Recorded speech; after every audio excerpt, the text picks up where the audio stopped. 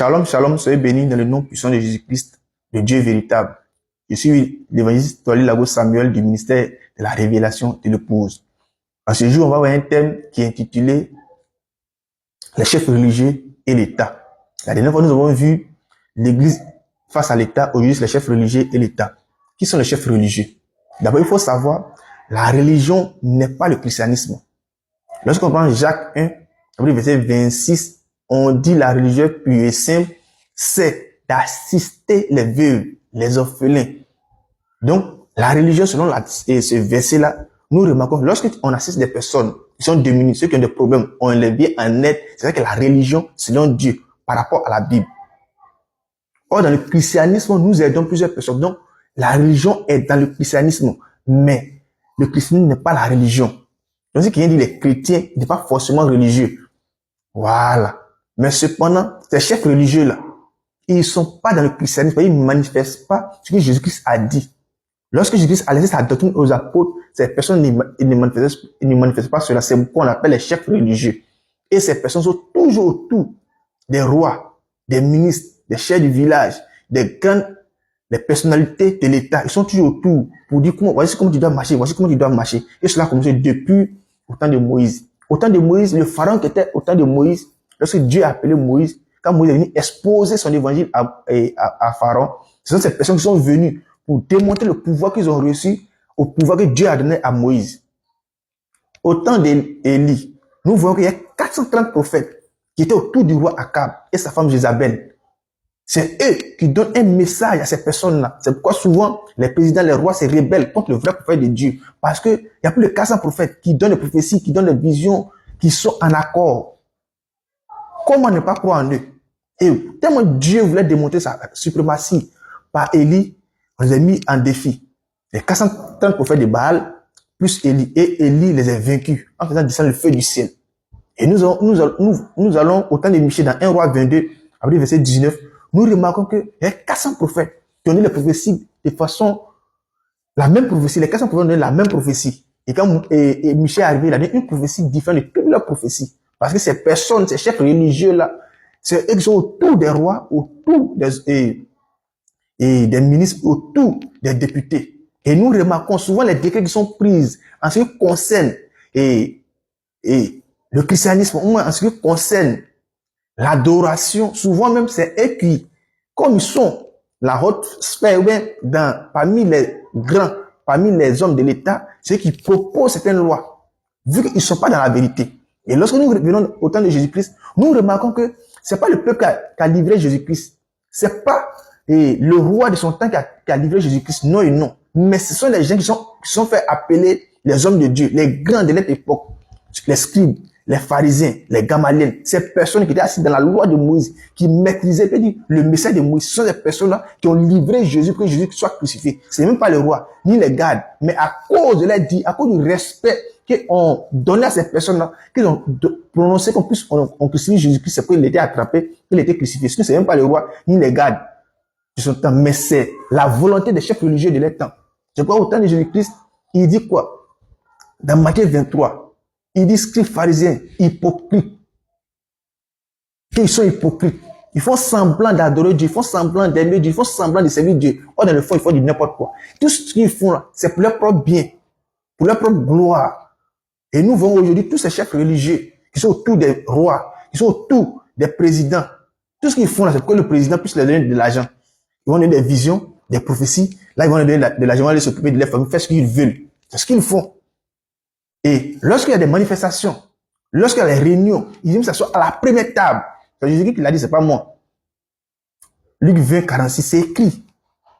Ces chefs religieux, voici leur comportement. Ils ne servent pas Dieu. Dieu ne les a pas envoyés. C'est eux qui ont envoyé dans certaines villes, dans certains pays, que nous devons faire école pastorale pour se dire homme de Dieu. On doit avoir diplôme pour se dire homme de Dieu. Depuis quand Dieu envoie quelqu'un et on lui donne un diplôme. C'est eux qui ont envoyé cela. Au temps d'Akab et au temps dans l'Ancien Testament, il y a un roi qui s'est levé. Celui qui a demandé pour être homme de Dieu, il faut payer de l'argent ou bien il faut donner un mouton, des taureaux pour être établi de serviteur de Dieu. Enfin, pour être serviteur de Dieu, il faut être dans la tribu de Lévi. Mais le roi est venu, il dit non, voici comment nous devons marcher. C'est Jéroboam, le roi Jéroboam. Aujourd'hui, Pour un homme de Dieu, on dit forcément, il faut aller t'inscrire quelque part, payer de l'argent, avoir un diplôme, attester que tu es homme de Dieu. Et cela, ils ont mis ça, ils veulent mettre ça dans la loi de chaque pays. Et aujourd'hui, nous remarquons, il y a le président des pasteurs, le président des apôtres, le président des hommes de Dieu, la Côte d'Ivoire, le président des hommes de Dieu de tel pays. Depuis quand dans la Bible, de la Genèse et l'Apocalypse, nous voyons le président des hommes de Dieu? Ça n'existe pas. Voyez, Dieu ne se révèle pas à un pasteur ni à un évangéliste. Dieu se révèle toujours à son prophète. Et son prophète, maintenant, par l'onction qu'il a reçu, il peut établir plusieurs personnes. Mais aujourd'hui, nous voyons les présidents des hommes et les présidents des pasteurs qui va croiser les députés, qui va croiser le président. Et c'est eux maintenant qui écrivent certains décrets et ils présentent cela. Pour dire non, on doit fermer les églises, dites révélées, parce qu'ils n'ont pas des attestations, ils n'ont pas telle chose, ils n'ont pas telle chose. C'est eux, ces chefs religieux-là, parce que ce qu'ils font, la Bible les condamne. Lorsque nous venons sur les réseaux sociaux, lorsque nous sommes dans les rues et nous condamnons les œuvres infructueuses du diable, parce que la Bible nous dit que nous devons condamner toutes les œuvres infructueuses du diable, lorsque nous condamnons cela, ils se sentent dedans. Lorsqu'on dit le corps pastoral est diabolique, ça vient du diable, ils savent qu'ils ont fait le corps pastoral, ils ont plusieurs écoles pastorales où les gens se font former, dans les écoles de séminaires, les écoles de parler en langue, les écoles de docteurs, pour sortir homme de Dieu. Comment un homme de Dieu doit recevoir un diplôme? Comme c'est les grands de ce monde, ils sont affiliés au président, donc ils font sortir des décrets pour pouvoir assujettir ceux qui ne sont pas dans les marches. Aujourd'hui, en Côte d'Ivoire, tant que tu n'as pas un certificat ou bien une carte qui démontre que tu es homme de Dieu, tu n'es pas homme de Dieu. Est-ce qu'au commencement, lorsque Dieu appelait ses serviteurs, il a donné une carte? Non et non. Mais qui a envoyé cela dans l'église? C'est les chefs religieux. C'est eux qui ont envoyé ça dans l'église. C'est eux qui ont envoyé ça en Côte d'Ivoire, c'est eux qui ont envoyé dans tous les pays. Non, on doit reconnaître que tu es un vrai homme de Dieu. Et si nous remarquons ces personnes, ils ne maîtrisent même pas la doctrine de Jésus-Christ. Il faut dire n'importe quoi partout. C'est eux qui sont aujourd'hui les chefs religieux. C'est eux qui donnent des lois que peut-être l'État doit accepter et nous les chrétiens ou même nous les croyants, nous devons marcher en fonction de cela. Non et non.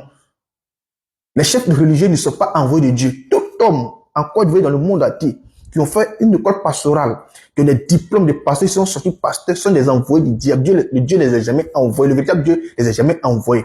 Qu'ils soient leur volonté, leur dévotion pour la chose, Dieu ne les a pas envoyés. Et c'est eux qui vont donner certaines recommandations pour que l'État puisse mettre dans la loi du pays. C'est eux qui ont demandé qu'on puisse utiliser Jésus-Christ. Et c'est ce qu'ils disaient que les fidèles croient en ça. On prend le temps de Jésus-Christ, Matthieu 7, verset 25. Regardez un exemple. Matthieu 7, 25. Quelques habitants de Jérusalem disaient, ça veut dire en Côte d'Ivoire, quelques habitants disaient, parce qu'il y a l'évangile qui donne aux gens et à la vérité. Qu'est-ce que les habitants de Jérusalem disaient? N'est-ce pas là? Celui qui cherche à faire mourir, c'est-à-dire les chefs religieux cherchent à faire mourir. Et voici, il parle librement, c'est-à-dire Jésus-Christ parle librement. Et ils ne lui disent rien. Est-ce que vraiment les chefs auraient reconnu qu'il est le Christ? Ça veut dire, les chefs religieux ont reconnu que Jésus-Christ est le Christ. Parce qu'ils ont fait croire aux gens de leur époque que Jésus-Christ n'est pas le Christ. Donc, eux, ils se posent la question parce que, vu aujourd'hui les chrétiens, les adorateurs, croient directement ce que les chefs religieux leur disent. Donc, ils se posent la question. Vu que Jésus-Christ parle librement. Et maintenant, ils continuent leur discours en disant, cependant, celui-ci, nous savons d'où il est. Mais le Christ, quand il viendra, personne ne saura d'où il est. Merci beaucoup. Vous voyez, quand le Christ viendra, on ne sait pas d'où il est. Parce que c'est ce qu'ils ont mis dans les têtes. Donc les chefs religieux sont des personnes que Dieu n'a pas envoyées. Mais cependant, ils ont la Bible en main, ils ont des livres en main, ils ont des grands édifices qu'ils appellent églises. Ils sont toujours auprès des chefs de l'État, ils sont toujours auprès des ministres pour dicter comment ils veulent que l'église marche, comment ils veulent que la nation marche selon eux. Et souvent, ça sort dans les décrets, et ça sort, et ça empiète le travail de Dieu sur la terre, vu qu'eux-mêmes, ils ne servent pas Christ, mais ils servent les propres ventes. Romains 1. Ils servent les propres ventes. Donc, voici pourquoi ils agissent ainsi. Et souvent, ces décrets sortent. La majorité de certains décrets qui sortent, c'est pas parce que ça vient des députés, mais du président, mais c'est eux leurs propositions. Vu que c'est eux qui prient pour les présidents, qui prient pour ces ministres-là, ils sont obligés d'accepter. Parce que souvent, ils menacent ces personnes-là. Ils sont tout remplis de l'onction de Dieu. Que la grâce du Seigneur soit sur vous. Ouvrez les yeux, cherchez le véritable Dieu, cherchez le véritable homme de Dieu. Par lui, vous serez sauvés.